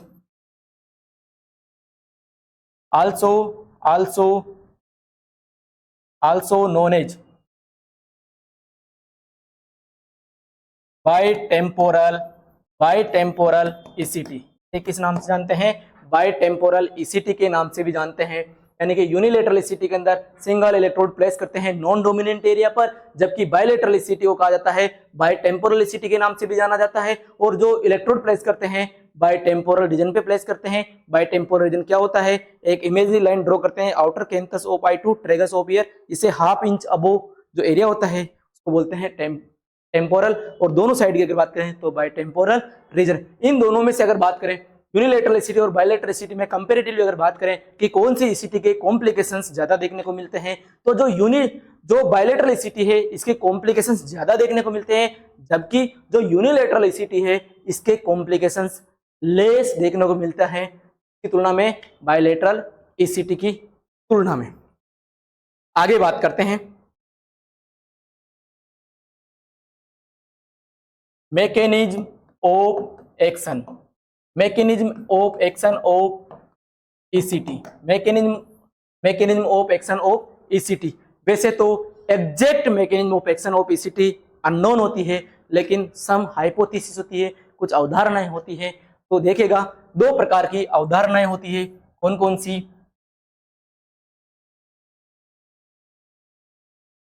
brain wave theory and neurotransmitter theory, brain wave theory और न्यूरो ट्रांसमीटर थ्योरी। बात करें ब्रेन वेव थ्योरी की, तो according to brain wave theory, according to this theory क्या करती है, एबनॉर्मल जो ब्रेन वेव है, एबनॉर्मल ब्रेन वेव को क्या कर देती है, नॉर्मल कर देती है। कौन सी थ्योरी के अकॉर्डिंग, ब्रेन वेव थ्योरी के अंदर। ब्रेन वेव थ्योरी क्या करती है, ब्रेन वेव थ्योरी कहती है कि ईसीटी एबनॉर्मल ब्रेन वेव को क्या कर देती है, नॉर्मल कर देती है। जबकि न्यूरोट्रांसमीटर थ्योरी क्या कहती है, न्यूरोट्रांसमीटर थ्योरी कहती है कि जो ईसीटी होती है वो जो न्यूरोट्रांसमीटर होते हैं उनको इम्बैलेंस ऑफ न्यूरोट्रांसमीटर, जो न्यूरोट्रांसमीटर इम्बैलेंस हैं उनको क्या करता है, बैलेंस कर देती है, उनको क्या कर देती है, बैलेंस कर देती है। तो दो प्रकार की थ्योरी होती है, ब्रेन वेव थ्योरी और neurotransmitter theory. Brain wave theory कहती है कि एबनॉर्मल ब्रेन वेव को नॉर्मल कर देती है, जबकि न्यूरोट्रांसमीटर कहती है कि इम्बैलेंस ऑफ न्यूरोट्रांसमीटर को क्या कर देती है, बैलेंस कर देती है। ये होती है mechanism of action of ECT. आगे बात करते हैं, अब बात करते हैं कि ईसीटी देने से पहले क्या नर्सिंग केयर होती है पेशेंट की, ईसीटी के दौरान क्या नर्सिंग केयर होती है, और आफ्टर ईसीटी क्या नर्सिंग केयर होती है। तो सबसे पहले है nursing care before ECT, nursing care before ECT, nursing care before ECT. देखिएगा क्या क्या ईसीटी देने से पहले क्या क्या अपन पेशेंट की नर्सिंग केयर कर सकते हैं। तो सबसे पहले क्या करते हैं, explain the procedure to the patient and family member. Patient and family member को क्या करते हैं, प्रोसीजर एक्सप्लेन कर देते हैं। इसके अलावा कंसेंट टेकन, पेशेंट से क्या लेते हैं, consent, informed consent has been taken. इसके अलावा all vitals check, to check vitals, all investigations,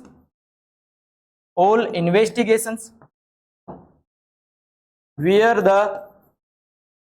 the loose cloth, patient को लूज क्लॉथ पहना देते हैं।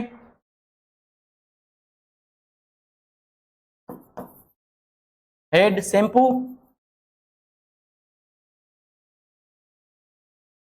शैम्पू कर देते हैं, क्योंकि जो उसके जो ऑयल होता है हेयर के अंदर वो क्या करता है, इंटरप्ट करता है इलेक्ट्रिसिटी को, इसीलिए उसके हेड को शैम्पू किया जाता है। Empty bowel and bladder, bowel और ब्लैडर को एम्प्टी कर दिया जाता है। अगर नहीं करेंगे तो ईसीटी के दौरान नदियां बह जाएगी, तो पहले से ही आप क्या कर दो, उसको बाउल और ब्लैडर को एम्प्टी करवा दो। स्टॉप द प्रीवियस मेडिकेशन या मेडिसिन, पहले जो मेडिसिन चल रही होती है उनको क्या करते हैं, स्टॉप कर देते हैं। और स्पेशली कौन सी drugs, lithium drugs, lithium drugs, benzodiazepine and lithium drugs, benzodiazepine and barbiturates. Barbiturates, इन ड्रग्स को ईसीटी से पहले ही स्टॉप कर दिया जाता है, क्योंकि ये जो ड्रग होती है, ये जो ड्रग होती है, ये क्या करती है, सीजर थ्रेशोल्ड को डिक्रीज कर देती है। क्या कर देती है, सीजर थ्रेशोल्ड को डिक्रीज कर देती है। सीजर थ्रेशोल्ड क्या होता है कि पेशेंट को जब ईसीटी का करंट देते हैं तो ईसीटी 70 से 130 वोल्ट देते हैं, तो जो कन्वर्जन आने चाहिए 70 पर, तो ये सीजर थ्रेशोल्ड को कम कर देते हैं, वो कन्वर्जन 50 पे ही आ जाते हैं। इसीलिए इन ड्रग्स को पहले ही स्टॉप कर दिया जाता है। इसके बाद पेशेंट को शिफ्ट कर दिया जाता है, shift the patient from ward to ECT resting room. ECT resting room के अंदर पेशेंट को क्या कर देता है, शिफ्ट कर दिया जाता है। ये होती है before care of ECT, nursing care before ECT. देखिएगा, explain the procedure to the patient and family member, consent has been taken from the patient and family member to check all vitals, all investigations perform, wear the loose clothes, head shampooing की जाती है, empty the bowel and bladder, stop the previous medication, इसमें specially lithium, benzodiazepine and barbiturates, because ये drug क्या करती है, scissor threshold को decrease कर देती है। उसके बाद पेशेंट को शिफ्ट कर देता है वार्ड से ईसीटी रेस्टिंग रूम के अंदर। आगे बात करते हैं, देखिएगा क्या होता है, एक होता है प्री ईसीटी रूम,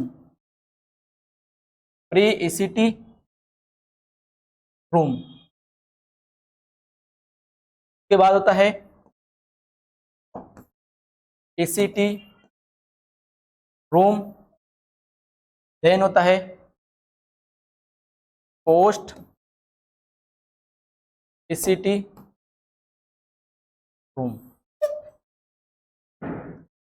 देखो, प्री ईसीटी रूम के अंदर nursing care before ECT, ECT room के अंदर करते हैं नर्सिंग केयर ड्यूरिंग ईसीटी, और पोस्ट ईसीटी के अंदर nursing care after ECT. ECT room के अंदर ऑलवेज क्या क्या होना चाहिए, ईसीटी मशीन होना चाहिए, सक्शन मशीन होना चाहिए, फेस मास्क होना चाहिए, वेंटिलेटर होना चाहिए एंड अदर सपोर्टिव मेडिकेशंस होना चाहिए। तो ये कहां पे होती है, ईसीटी रूम के अंदर। पोस्ट ईसीटी रूम के अंदर अपन मॉनिटर करते हैं पेशेंट को। तो नेक्स्ट है nursing care during ECT, nursing care during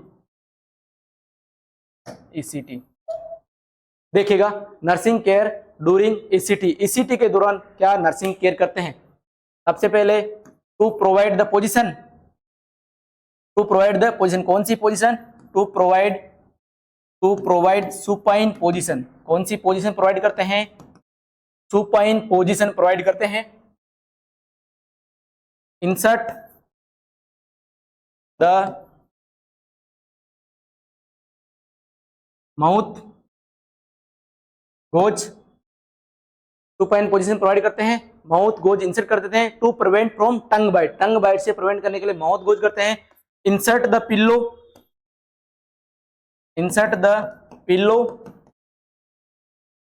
under lumbar region, because क्योंकि जब ईसीटी देते हैं तो जर्की मूवमेंट होते हैं, तो उसकी वजह से लंबार रीजन के अंदर मूवमेंट ना हो, तो वहां पे पिल्लो को सपोर्ट दिया जाता है। इसके अलावा रेस्ट्रेन द पेशेंट, पेशेंट को रेस्ट्रेन कर दिया जाता है, के बाद administer the atropine sulphate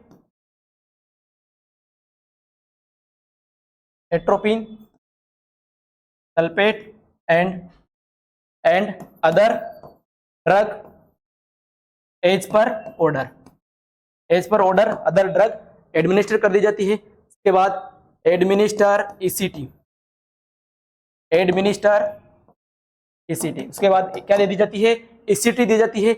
ECT देने के बाद, ईसीटी देने के बाद पर्सन को ईसीटी देने के दौरान closely monitor the patient, closely monitor करते हैं पेशेंट को, ऑब्जर्व करते हैं, observe the type of seizure, कौन से सीजर पर्सन के अंदर डेवलप हो रहे हैं। Then shift the patient from ECT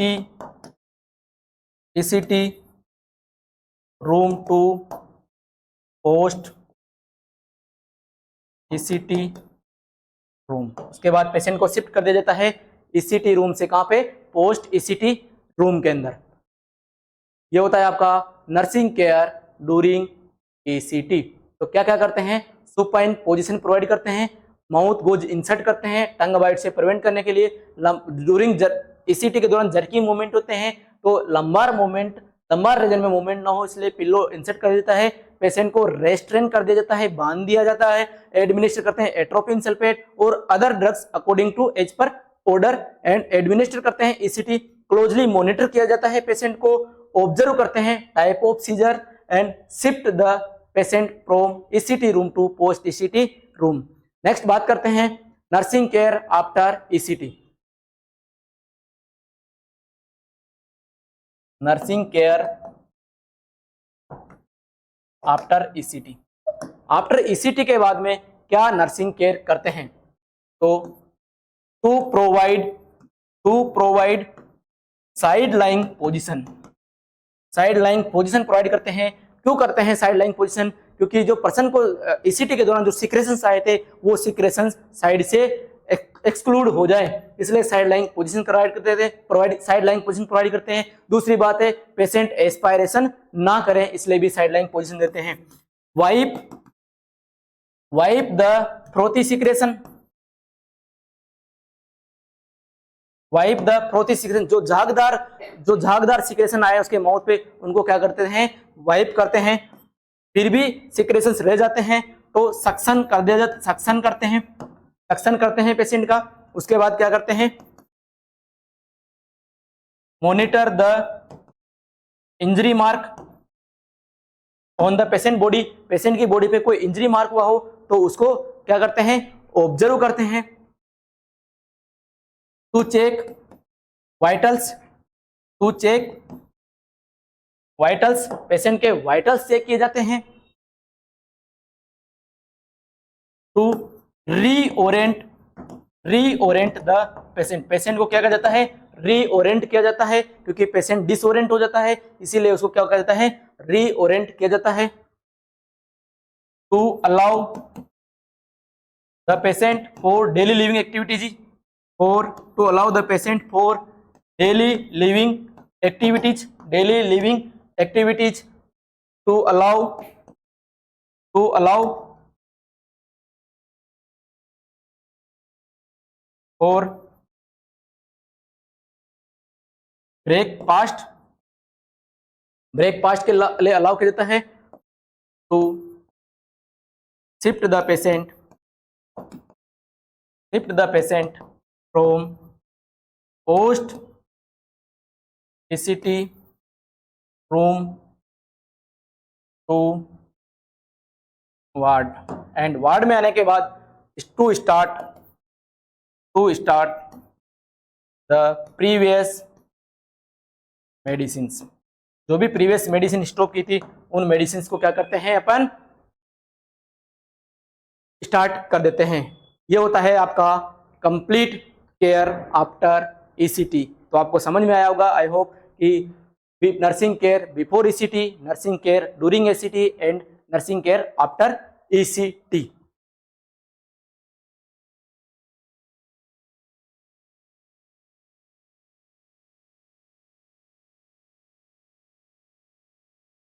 तो एक बार समराइज कर लेते हैं अपन पास्टली।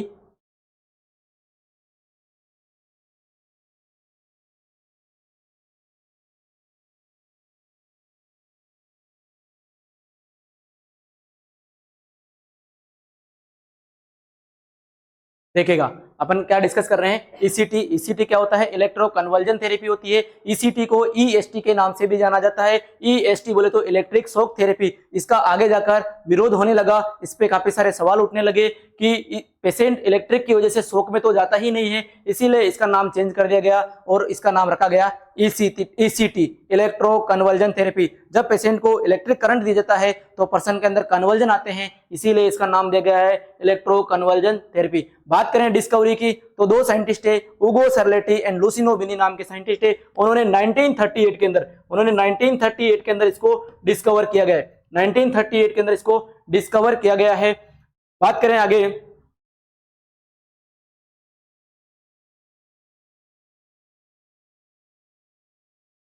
बात करें टेक्निक्स की कि ईसीटी जो देते हैं उसके लिए एक ईसीटी टीम होती है। उसके लिए क्या होती है, एक ईसीटी टीम होती है। ईसीटी टीम में होते हैं कौन कौन, एक साइकेट्रिस्ट होता है, एक एनेस्थेटिक्स होता है और एक ट्रेंड नर्सिंग ऑफिसर होता है। इन 3 लोगों की एक टीम होती है, तब जाकर पेशेंट को ईसीटी दी जाती है। बात करें टेक्निक्स ऑफ ईसीटी की तो इसके अंदर 2 टेक्निक्स होती है, डायरेक्ट ईसीटी और इनडायरेक्ट ईसीटी। डायरेक्ट ईसीटी के अंदर पेशेंट को एनबीएम रखते हैं, एनपीओ रखते हैं 4 to 6 आवर के लिए। क्यों रखते हैं, क्योंकि रिगर्जिटेशन से प्रिवेंट करने के लिए एट्रोपिन सल्फेट ड्रग दी जाती है। ये सलाइवरी सिक्रेशंस को क्या करती है, डिक्रीज कर देती है, जिसे एस्पायरेशन के चांसेस नहीं होते हैं। उसके बाद ईसीटी दी जाती है, इसे कहते हैं डायरेक्ट ईसीटी। डायरेक्ट ईसीटी के काफी सारे कॉम्प्लिकेशन देखने को मिले कि इसके अंदर कॉम्प्लिकेशन देखने को मिले, पेशेंट के अंदर एंजाइटी डेवलप होने लगी, पेशेंट को फ्रैक्चर हुए, पेशेंट को हाइपोक्सिया डेवलप हो गया। तो इन कंडीशन से प्रिवेंट करने के लिए, इन कंडीशन को ट्रीट करने के लिए जो डायरेक्ट ईसीटी है उसके अंदर कुछ चेंजेस किए, उनके अंदर कुछ मॉडिफिकेशन किए गए।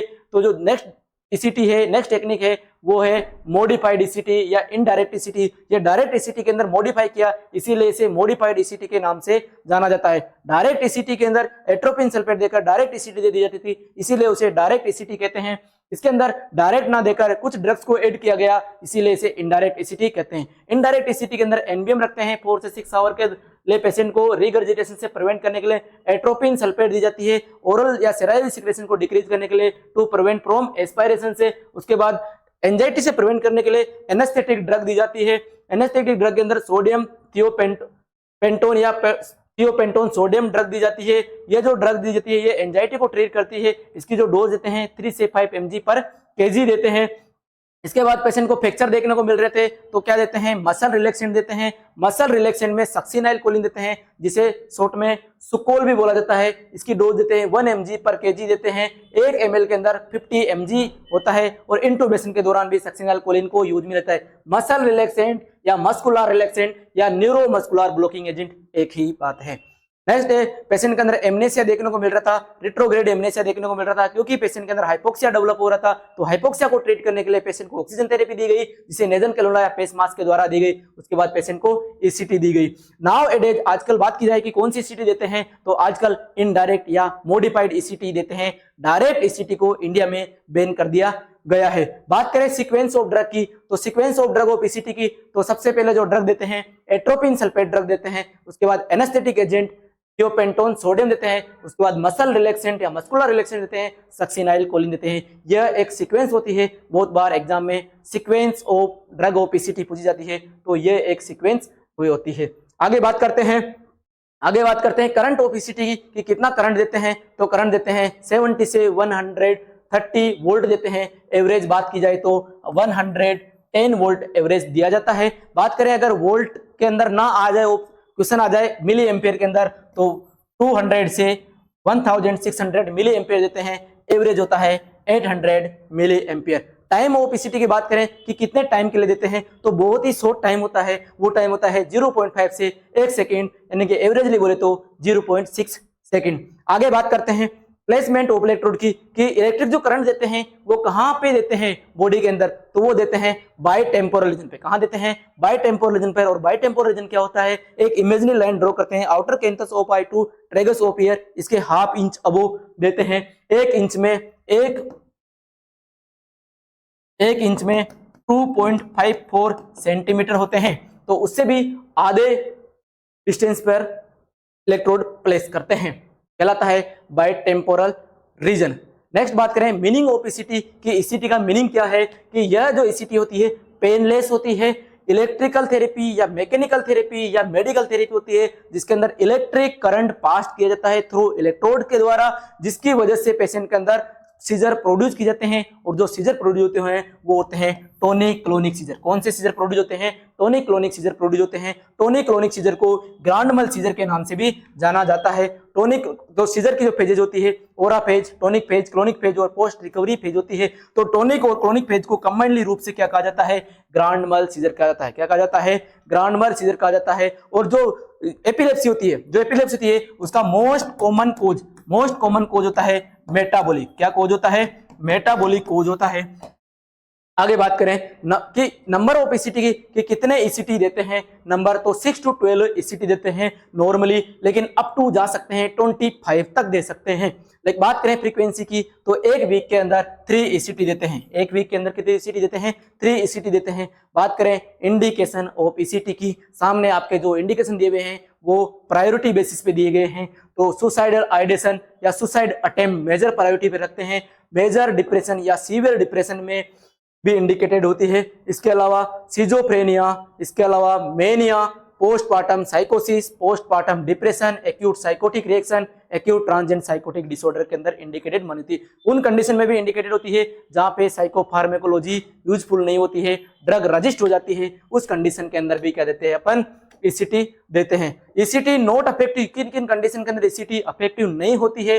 न्यूरोटिक डिसऑर्डर में 4 डिसऑर्डर आते हैं। पोवा से याद रखिएगा, फोबिया, ओसियन ओसीडी, हिस्टीरिया और एंजाइटी न्यूरोसिस। देन पसाद बोले तो psycho active substance abuse disorder, then delirium, then dementia, then बात करें न्यूरोटिक डिप्रेशन, देन इन कंडीशन के अंदर ईसीटी इफेक्टिव नहीं होती है। बात करें कॉन्ट्राइंडिकेशन ऑफ ईसीटी कि इन कंडीशन के अंदर ईसीटी कॉन्ट्राइंडिकेटेड होती है, इस कंडीशन के अंदर ईसीटी नहीं देते हैं। 2 प्रकार के कॉन्ट्राइंडिकेशन होते हैं, absolute contraindication and relative contraindication. Absolute contraindication के अंदर इंक्रीज आईसीपी, इंट्राक्रेनियल हेमरेज हो गया या ब्रेन ट्यूमर, आर्टिफिशियल पेसमेकर या artificial metallic implant. Relative contraindications की बात करें, इसके अंदर child less than 14 year, pregnancy, MI, seizure, fracture, glaucoma वाली कंडीशन के अंदर कॉन्ट्राइंडिकेटेड मानी जाती है। बात करें कॉम्प्लिकेशन ऑफ ओबेसिटी की, the most common complication of obesity is the retrograde amnesia या confusion, then fracture, headache, dislocation of jaw, respiratory distress देखने को मिलता है। देन टाइप्स ऑफ ईसीटी की बात करें तो 2 टाइप्स को ईसीटी देखने को मिलती है, unilateral ECT, then bilateral ECT. Unilateral ECT के अंदर सिंगल इलेक्ट्रोड प्लेस किया जाता है non dominant area of brain के अंदर, जबकि बायलेटरल ईसीटी होती है इसे बायटेम्पोरल ईसीटी के नाम से भी जाना जाता है और बायटेम्पोरल लेवल पे प्लेस किया जाता है। देन बात करें mechanism of action of ECT की, मैकेनिज्म ऑफ ईसीटी की 2 प्रकार की, एग्जैक्ट मैकेनिज्म ऑफ एक्शन तो अननोन होती है, लेकिन कुछ सम हाइपोथेसिस होते हैं। तो 2 प्रकार की हाइपोथेसिस होती है, ब्रेन वेव थ्योरी और neurotransmitter theory. Brain wave theory कहती है इस थ्योरी के according ECT abnormal brain wave को नॉर्मल कर देती है, जबकि न्यूरोट्रांसमीटर जो थ्योरी है इम्बैलेंस न्यूरोट्रांसमीटर को बैलेंस कर देती है। आगे बात करें नर्सिंग केयर बिफोर ईसीटी, आपने अभी पढ़ा। इसके बाद nursing care during ECT, then nursing care after ECT, ये होता है कंप्लीट आपके ईसीटी। तो आई होप आप लोगों को समझ में आया होगा। तो जाते हुए विदा लेते हुए आपके लिए 2 लाइन है कि जब आंखों में अरमान लिया मंजिल को अपना मान लिया, जब आंखों में अरमान लिया मंजिल को अपना मान लिया, फिर मुश्किल क्या आसान क्या, बस ठान लिया तो ठान लिया, और एक बार ठान के सफलता हासिल करके ही दम लेना है।